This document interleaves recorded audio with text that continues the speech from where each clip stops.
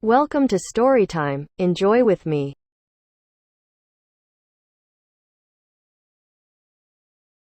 Netty Sargent and the House, by Jennifer Bassett.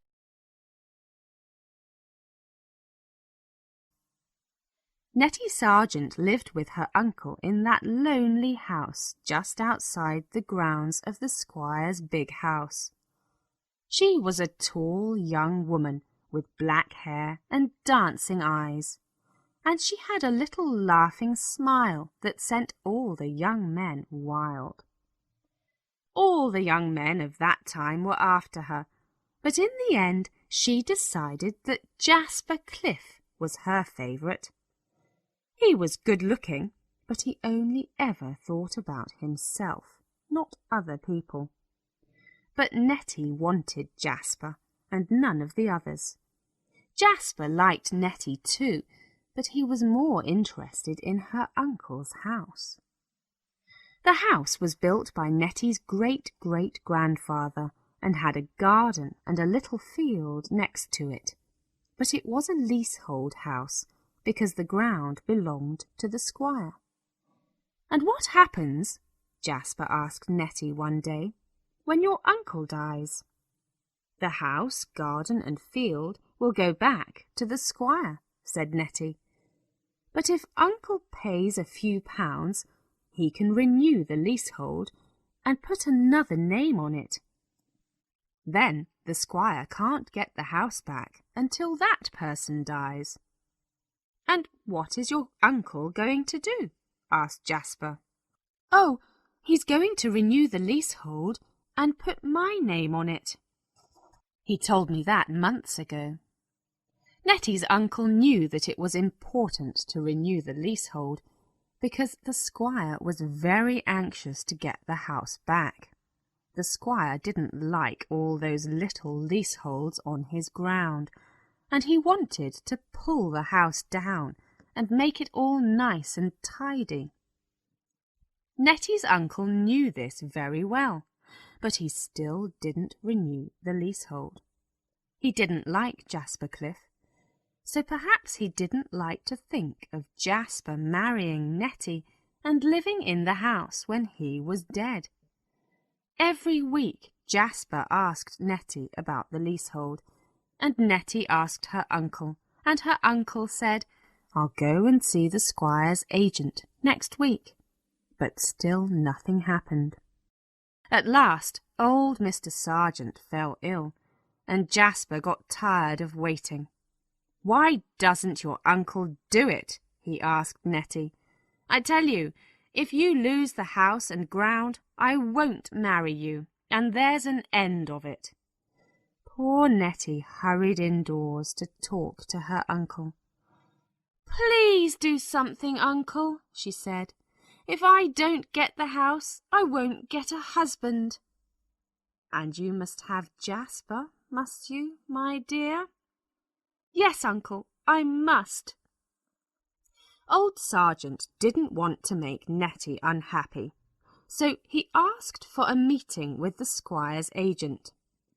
The squire was very cross when he heard this. He was hoping that old Sargent would die and the leasehold would come to an end. But he had to agree to renew the leasehold if Sargent paid the money.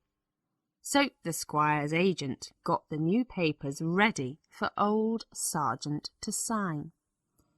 By now Netty's uncle was really ill and couldn't leave the house.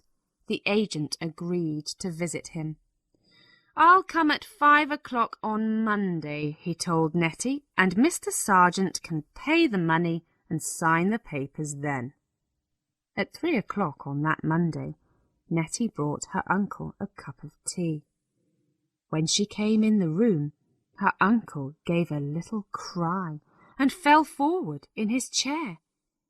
Netty ran to him, but he could not speak or move, and in a few minutes she saw that his face and hands were cold and white. He was dead, stone cold dead. Netty was very unhappy. "Why didn't he live 2 more hours?" she thought. "Now I've lost everything. house, garden, field, and a home for myself and my lover. What am I going to do now?" Then, suddenly, she knew what she had to do. It was a dark December afternoon, which was very helpful for her. First, she locked the front door. Then she moved her uncle's table in front of the fire. Her uncle's body was still in his chair, which was a big old chair on wheels. So she pushed the chair, with her uncle in it, to the table, putting the chair with its back half turned to the window. On the table she put the large family Bible open in front of him and put his finger on the page. Then she opened his eyes a little and put his glasses on his nose. When it got dark, she lit a candle and put it on the table beside the Bible. Then she unlocked the door and sat down to wait. When she heard the agent's knock at 5 o'clock, she hurried to the door. "I'm sorry, sir," she whispered. "Uncle's so ill tonight, I'm afraid he can't see you." The agent was not very pleased. "So I've come out all this way for nothing, have I?" "Oh, no, sir, I hope not," said Netty. "We can do the business about the leasehold, can't we?" "Of course not. He must pay the money and sign the household papers in front of me. I have to be a witness." Netty looked worried. "Uncle is so afraid of business things like this. His hands were shaking when I told him that you were coming today." "Poor old man. I'm sorry for him," said the agent. "But he must sign the papers, and I must be a witness." "Yes, I understand that, sir," said Netty. She thought for a minute.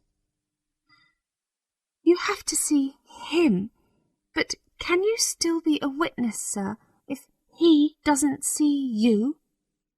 "How do you mean, girl?" said the agent. "Come with me a minute," she said. She took him into the garden and round to the window.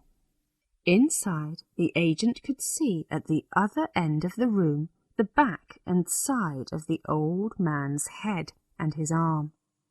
He could see the glasses on his nose and the book and the candle on the table. "He's reading his Bible, sir," said Netty in her softest, sweetest voice. "Yes, I see that," said the agent. "But nobody ever sees him in church, do they?" "No, but he loves his Bible," said Netty. "I think he's sleeping a little at the moment, but that's not surprising in an old man who's so unwell. Now, sir, can you stand here at the window and watch him sign the papers? Then he won't see you, and he won't be worried and unhappy about it all. Can you do that for him, sir?" "Very well," said the agent. He took out a cigar, lit it, and began to smoke. "Have you got the money ready?" "Yes," said Netty. "I'll bring it out." She hurried inside and brought out the money. The agent counted it, then gave Netty the leasehold papers.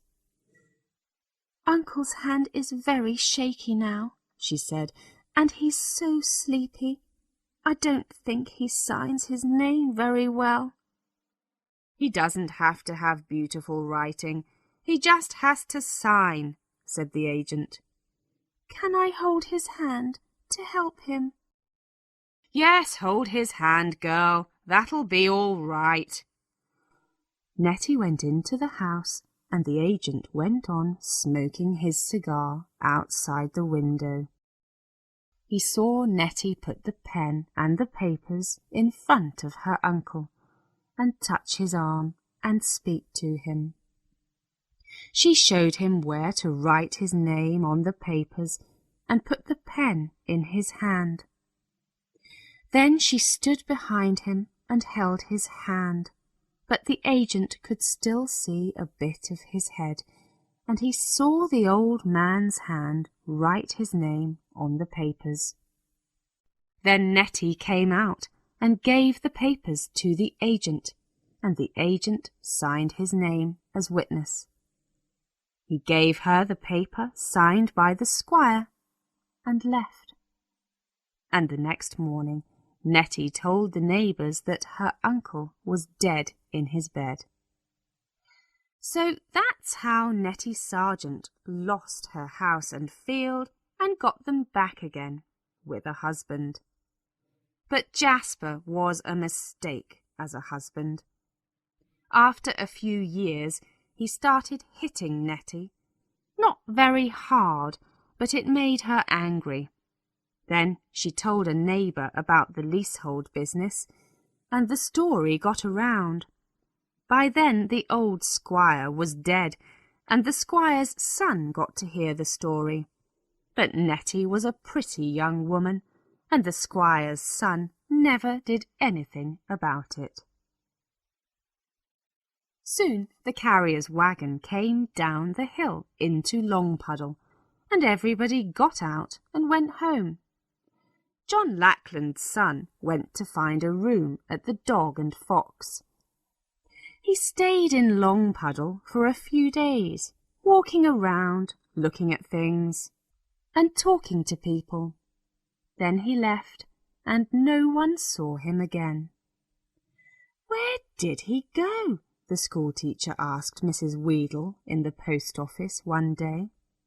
"I don't know," said Mrs. Weedle. "He didn't tell anyone.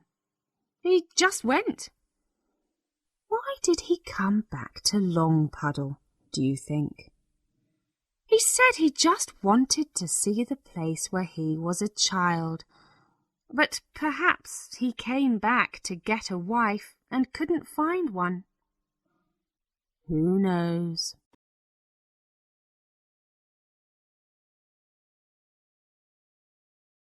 The end.